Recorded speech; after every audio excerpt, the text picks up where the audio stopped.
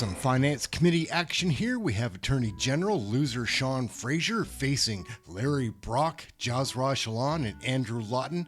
He has no straight answers, just ducking and dodging questions. Let's go. You're quite correct. Thank you for that response. As of February the 1st, there were 37 vacancies at the federal level.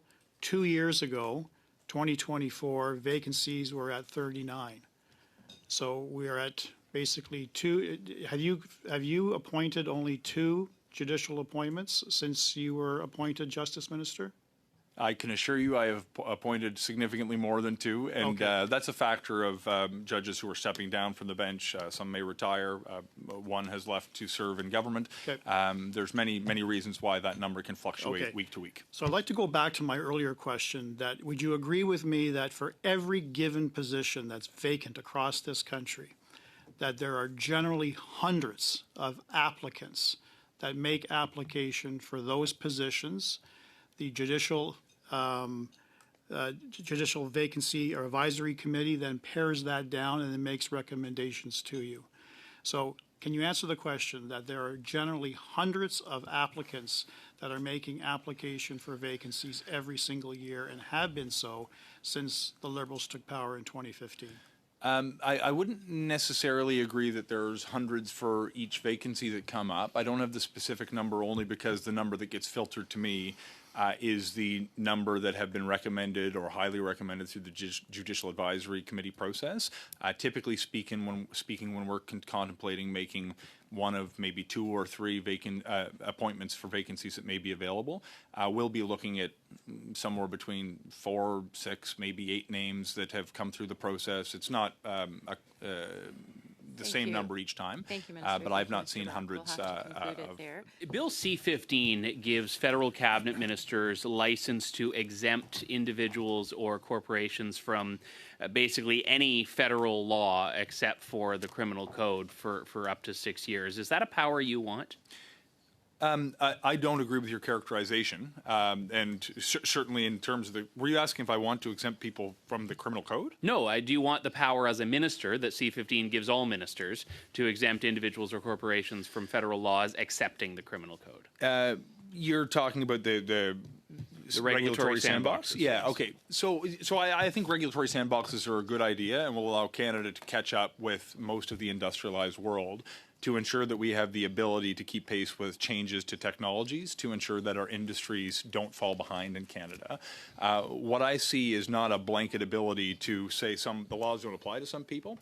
For a time-limited purpose, for a specific reason, we might be able to test a new technology that doesn't comply with existing laws because the laws were written at a time the technology didn't exist. In circumstances such as those, it creates an opportunity for the innovation economy to create good-paying jobs in Canada by having new tech be tested out outside of the rubric that was imagined before the technology existed, so we can actually bring new ideas, new technology into the Canadian economy. And the fact that this is rolled out in most industrialized nations, or many, I should say, industrialized nations, I think is a sign that it's not the dire circumstance that its critics would believe it to be. But why not narrow in scope that authority? Instead, it's basically every federal statute and regulation and every cabinet minister, and it would give you the right to exempt someone from a statute under your file, even if that has nothing to do with innovation and technology and AI.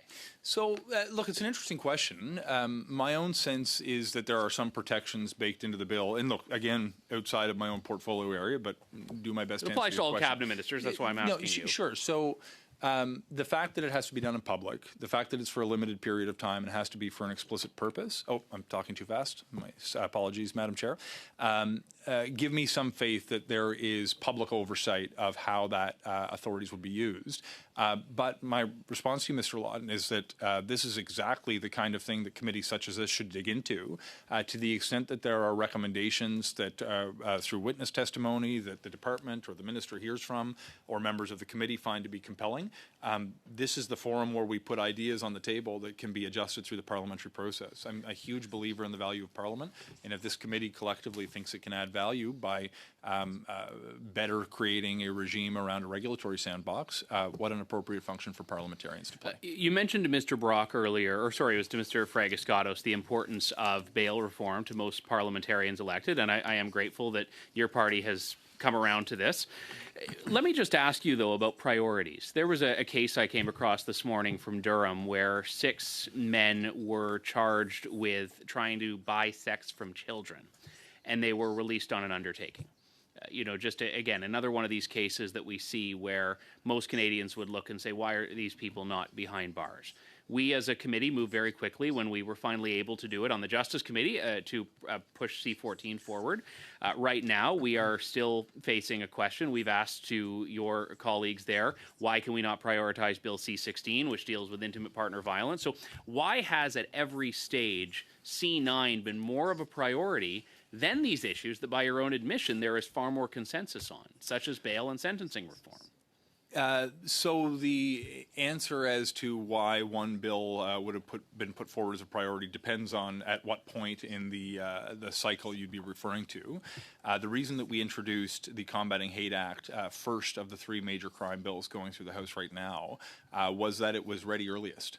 It is a far simpler bill in terms of what it actually seeks to do compared to the sweeping reforms included on bail and sentencing or in gender-based violence or in protecting kids online or in the real world. So early in the fall sitting of Parliament, we moved forward most quickly with that particular bill. But simplicity does not mean it's unanimously supported. And so why not move on issues where there is consensus and a far greater need when you have all parties ready and willing to do that? So we don't only do things in government that has unanimous support. We do the things that we campaigned on, that Canadians voted for, including the Combating Hate Act. But the bail and sentencing reform is also very important. We were able to accelerate I have 5 seconds left, Minister. I'd stipulate you did not campaign on removing long-standing religious speech protections from the criminal code. Through consultation with concerned parties, we landed on a version of the bill that we thought best served their interests and continue those conversations today. Thank you, Minister. Thank you, Mr. Lawton. We'll get back to the absurdity of Canadian federal politics in a moment. Just a friendly reminder to smash the like, hit subscribe. Please leave a comment below if you have something to share. Let's get back to the nutty video. Because your government's once again asking for sweeping powers for any minister or the Prime Minister to exempt any entity or company from any law or regulation in Canada with the exemption of the Criminal Code. Just a yes or no, does this include the Conflict of Interest Act?